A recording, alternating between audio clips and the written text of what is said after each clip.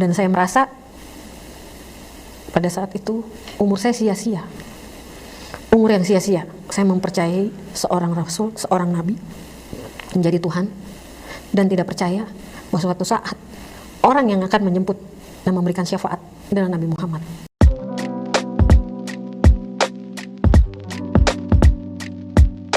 Assalamualaikum, selamat datang kembali di channel ini. Kali ini saya akan membahas kembali dan meluruskan statement-statement dari mualaf. Karena memang mualaf-mualaf ini kayaknya senang banget bahas Kristen yang mereka sendiri sebenarnya nggak tahu.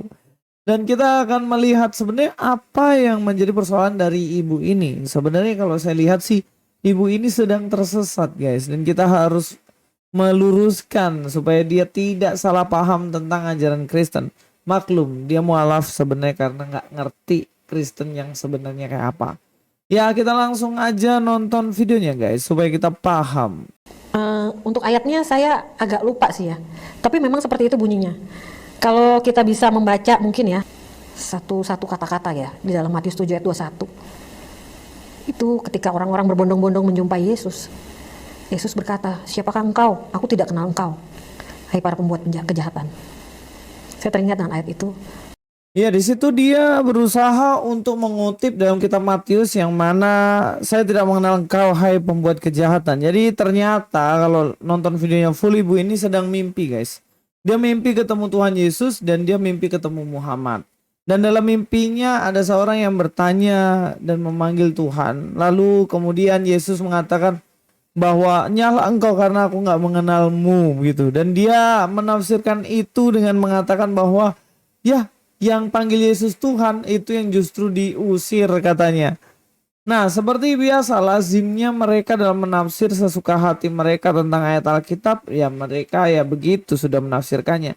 Dan kita akan bahas ayat itu sekilas saja, tapi saya akan mencoba untuk lanjut ke bagian yang penting juga selain itu, jadi jangan kemana-mana. Ya, ayat yang ibu ini mau bahas adalah dari Matius 7 ayat 15 sampai 22, tapi saya akan bahas ini di poin terakhir. Kita langsung nonton videonya terlebih dahulu ya, yang lain. Lalu salah satu dari kerumunan orang itu bertanya kepada Nabi Isa, "Yesus anak Daud, kalau kamu bukan Tuhan, kamu tidak bisa memberi syafaat kepada kami. Jadi kami harus kemana? Kamu lihat ke sebelah sana," kata Nabi Isa. "Di sana ada orang yang paling sibuk. Orang yang paling sibuk sesibuk-sibuknya orang biasanya. Dia berlari ke kiri dan ke kanan. Dia memanggil-manggil nama umatnya. Itu dia Muhammad."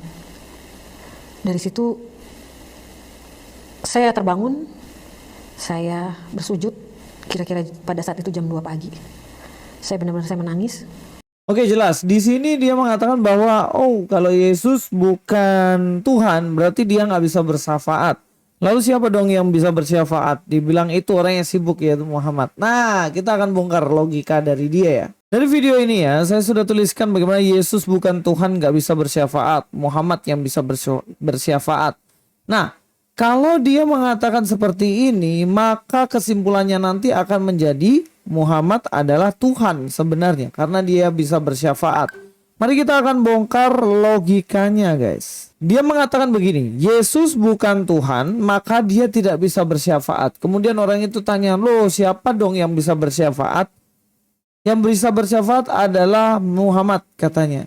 Oke kita lihat sini, Tuhan harus bisa bersyafaat berarti ya. Kalau logikanya, Yesus bukan Tuhan karena dia tidak bisa bersyafaat. Jadi yang disebut Tuhan adalah dia yang bisa bersyafaat berarti kan. Logikanya begitu. Tuhan harus bisa bersyafaat. Nah kemudian kalau ditarik ini, karena ketika ditanya maka dikatakan Muhammadlah yang bisa bersyafaat. Iya kan? Maka kalau logikanya maka Muhammad adalah Tuhan. Sebab Muhammad bisa bersyafaat. Karena yang bisa bersyafaat adalah Tuhan. Yesus bukan Tuhan karena tidak bisa bersyafaat. Kalau kalian belajar logika matematika, kalian akan memahami ini dengan gampang banget. Dengan demikian maka ibu ini tanpa ia sadari dia sebenarnya sedang mau berbicara bahwa ya berarti Nabi Muhammad lah itu adalah Tuhan. Berbeda dengan Yesus yang gak bisa bersyafaat. Inilah kenapa saya bilang kadang-kadang mereka ini kalau ngomong gak dipikir konsekuensi dari statementnya.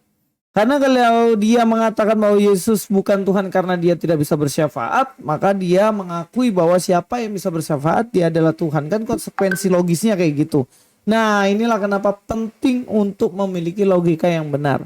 Jadi saya nggak pernah percaya jika ada yang mengatakan bahwa mu'alaf itu selalu orang yang pinter.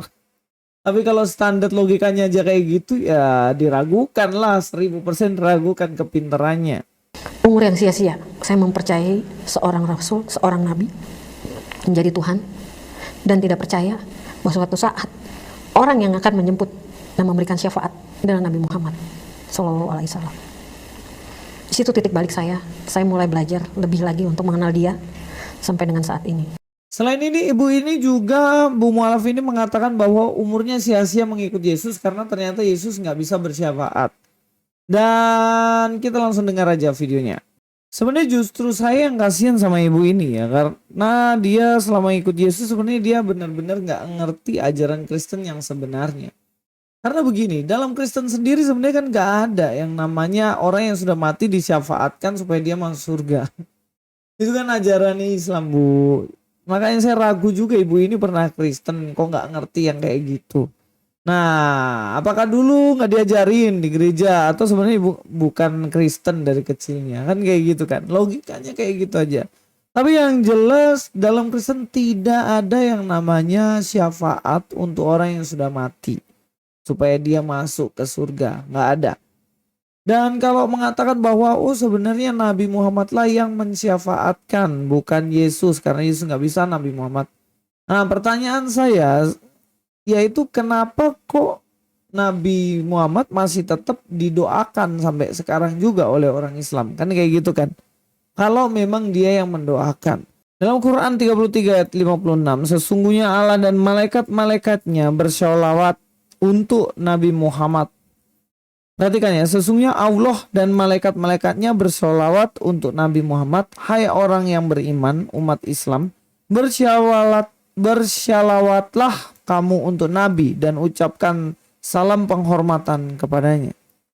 Nah, kalau logikanya ibu tadi ternyata yang bisa mensyalawatkan adalah Nabi Muhammad, kenapa di sini justru disuruh untuk mensyalawatkan nabinya oleh para umatnya? Dan saya melihat dalam tafsiran ya, ini dalam terjemahan seperti tadi sama aja, tapi tafsiran ringkas Kemenak RI, jadi ini Kemenak langsung, bukan saya yang nafsir ya. Allah menurunkan ketentuan tentang etika bagi umat Islam ketika berinteraksi dengan istri-istri untuk menjaga kehormatan dan keagungan pribadi Rasulullah.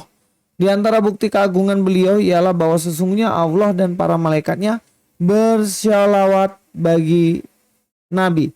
Jadi Allah dan malaikatnya bersolawat gitu loh, berdoa untuk Nabi. Salawat dari Allah berarti memberi rahmat, dan dari malaikat berarti memohon ampunan. Jadi malaikat bersolawat untuk memohon ampunan bagi dosa dari Muhammad. Karena itu, wahai orang-orang beriman, bersolawatlah kamu untuk Nabi seperti dengan berkata, Allahumma salli ala Muhammad. Semoga Allah melimpahkan kebaikan dan keberkahan kepada Nabi Muhammad. Dan ucapkanlah salam dalam penuh penghormatan kepadanya dengan mengucapkan perkataan seperti Assalamualaikum ayuhan Nabi.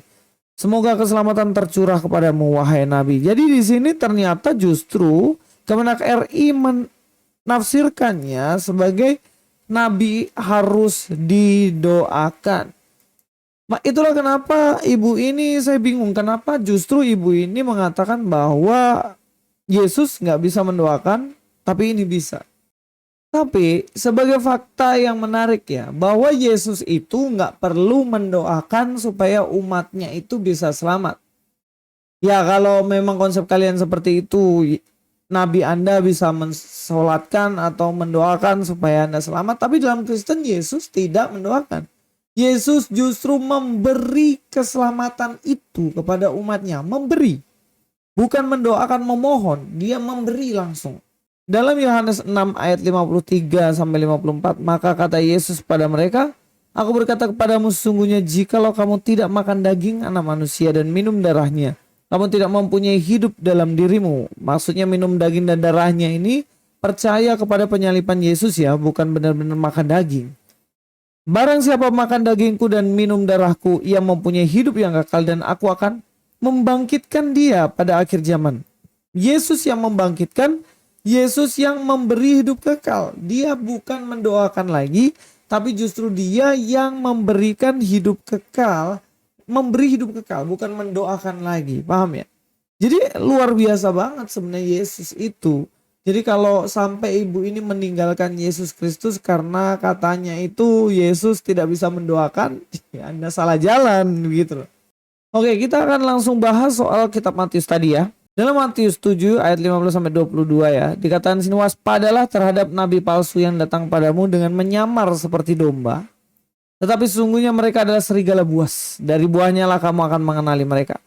Di sini konteksnya Tuhan sedang berbicara mengenai orang yang menyamar seakan-akan seperti domba, padahal mereka itu menyamar saja dan mereka tipu-tipu. Mereka ini sebenarnya penyesat. Itulah kenapa dilihatlah dari buahnya, maka kalian akan tahu mana yang benar dan enggak. Dan kalau dibaca sampai akhir itu mengenai buah. Dan kemudian di ayat 20 ini ditegaskan, jadi dari buahnya lah kamu akan mengenal mereka. Diulang sekali lagi. Dan kemudian dikatakan di sini, bukan setiap orang yang berseru kepadaku Tuhan, Tuhan akan masuk ke dalam kerajaan sorga. Ini bukan berarti orang Kristen yang memanggil Yesus Tuhan kemudian mereka tidak masuk surga. Bukan begitu. Kalau dilihat dari konteksnya, bahwa ada orang yang memakai nama Yesus seakan-akan menyebut Yesus Tuhan, padahal dia ini penyesat dan tidak mengajarkan yang benar tentang Yesus. Ya contohnya seperti Kristolog, ABC, Kristolog.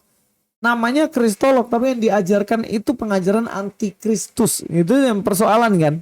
Nah inilah orang yang menyebut Tuhan, Tuhan, Tuhan, tapi sebenarnya mereka ini adalah penyesat-penyesat itu. Dan ini yang ditegur dalam ayat ini. Saya berikan contoh. Dalam Kisah Para Rasul 19 ayat 13-16, juga beberapa tukang jampi Yahudi nih, tukang jampi dukun nih, yang berjalan keliling negeri itu mencoba menyebut nama Tuhan Yesus atas mereka yang kerasukan roh jahat dengan berseru katanya, aku menyumpahi kamu demi nama Yesus yang diberitakan oleh Paulus. Wah, menyebut nama Yesus padahal mereka dukun. Ya, itulah kenapa di ayat 16, dan orang yang dirasuk roh jahat itu menerpa mereka dan menggagahi mereka semua dan mengalahkannya. Jadi sekalipun mereka menyebut Yesus, Yesus, Yesus, padahal mereka itu dukun dan menyesat. Ini yang dimaksud.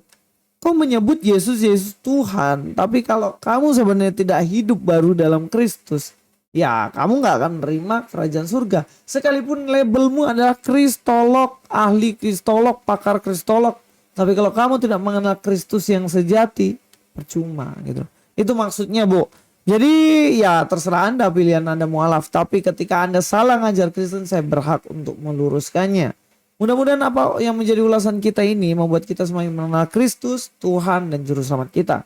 Sampai ketemu di video selanjutnya. Luis Prasetyo di sini. God be with you all.